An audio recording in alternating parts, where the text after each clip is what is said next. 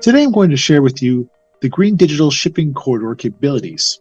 Here within the Environmental Performance Management Toolkit, when a user clicks the digitized trade route, they're allowed to select the option of shipping corridors.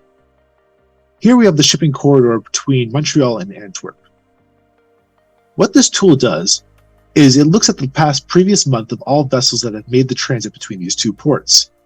From this, we can compare vessels to see if they are traveling the most efficient way. Here we can compare two vessels where we see one took a route that was 6,400 kilometers, one other one was 6,200 kilometers.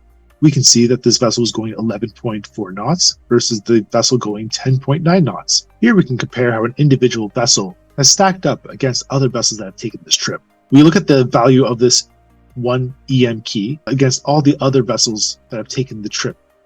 We can see that it traveled 6,700 kilometers, while the average was 6,200. We can compare the speeds, and then we can get the overall fuel consumption, where this vessel had a fuel consumption of 50 tons less than the competitors.